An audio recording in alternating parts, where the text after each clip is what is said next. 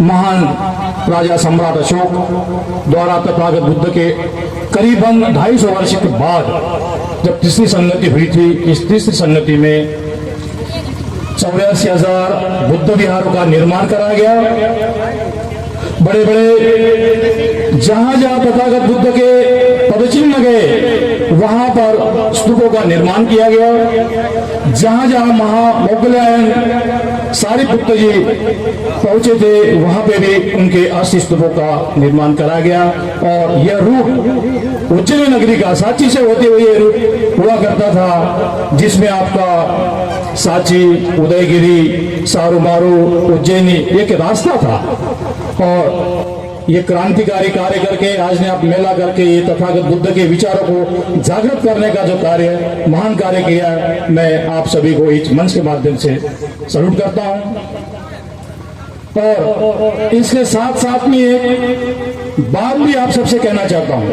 देखिए, अभी हमारे राजू भारती जी ने बहुत ही अच्छा एक मैसेज दिया।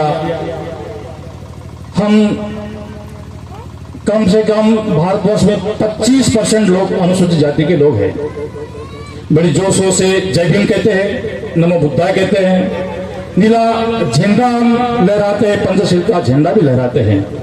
लेकिन बौद्धों के नाम पे हम देखेंगे तो 1% भी जनता हमारी बौद्धिस्ट जनता नहीं है। हम 25% लोग हैं। और इस सब के लिए हमको बाबा साहब द्वारा 14 अक्टूबर 1956 को जो धम्म दीक्षा दी थी उसको याद करना होगा। हम सब एक ही वंशज है।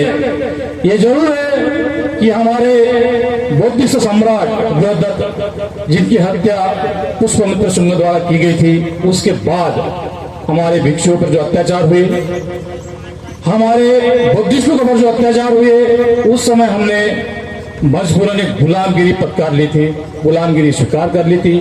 हम साफ सफाई जैसे कार्य, मोर्चे जैसे कार्य, हमारे समाज को रक्षा प्रदान करने का कार्य, ऐसे कार्य करने लगे तो हमारा अलग अलग नाम हो गया। स्वीपर का नाम लग गए, मोची का लाइन लग गए, महार का लाइन लग गए। लेकिन हम एक देखी जाए तो एक नागवंशी मूल वंशज, ये 25% जो जनता आज हमारे देश की है, उस समय तो 90% हुआ करती थी। लेकिन आज जो हमारी 25% जनता की है, ये पूर्व जमाने में बौद्धिस्ट जनता ही थी। अब मैं थोड़ा सा आपको एक चीज बताना चाहता हूं कि हम ऑफिशियल बौद्ध क्यों नहीं बन रहे हैं। हमें संविधान, आरक्षण और बौद्ध धर्म, ये 3 चीजों का आकलन करना चाहिए। कॉन्स्टिट्यूशन अमेंडमेंट 1990, इसके द्वारा स्पष्ट किया हुआ सेंट्रल गवर्नमेंट का ऑर्डर है 20 नवंबर 1990 का। इसमें सारी चीज स्पष्ट की है कि आप ये जो अनुसूचित जाति है, हिंदू में भी रह सकते हैं, अनुसूचित जाति बौद्ध में भी हो सकती है, अनुसूचित जाति सिख में भी हो सकती है।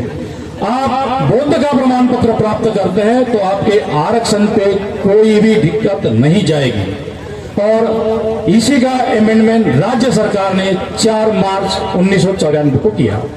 बीच में छत्तीसगढ़ का डिवाइडेशन हुआ, उस समय जरूर ये हमारी सरकार इसके लागू नहीं कर पाई थी, लेकिन महाराष्ट्र में तो लागू हुआ है, छत्तीसगढ़ में लागू कर दिया। हमें इस तलब में भी बढ़ना पड़ेगा, क्योंकि हम हिंदू लिख के हमारे हिंदू राष्ट्र की जो संरचना है उसके भागीदार बन रहे हैं। हिंदू राष्ट्र की ओर जा रहे हैं, क्योंकि हिंदू पॉपुलेशन बढ़ रहे हैं, तो हमें बुद्धिस्ट पॉपुलेशन बढ़ाना होगा। इसमें अनुसूचित जाति लिखते हम बौद्ध का प्रमाण पत्र प्राप्त कर सकते हैं। ये सरकार के ऑर्डर से कई प्रमाण पत्र आपके यूपी में, ग्वालियर, मुरैना, दतिया, इनमें बनाए हैं। और इसके लिए the Buddhist society of India, इनके पास में सारा लिटरेचर है। आप इस संस्था के सदस्य बने, इस लिटरेचर को समझे और मेरी बात को थोड़ा आपको अंतर गहराई तक इसको समझना पड़ेगा। और आज की जो परिस्थितियां है, हमारे साथ में जो परिस्थितियां उत्पन्न हो रही है, इसका मुकाबला करने के लिए हमें सजग होना पड़ेगा। मैं और भी हमारे वक्ताओं का भी सुनना है, इतना बोल के अपने 2 शब्द समाप्त करता हूं। जय भीम, नमो बुद्धाय। साधु साधु।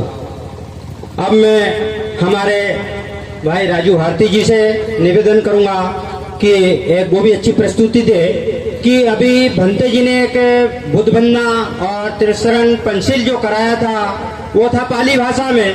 तो पाली भाषा हम जानते नहीं है, तो एक राजू भारती जी उस पे एक गाना सुनाएंगे कि हमारे समाज के लोगों नशा मत करो, नशा मत करो। हमारे भाई राजू भारती जी का स्वागत है, वो आए और पंचिल के ऊपर एक गीत सुनाए। भाई राजू भारती जी।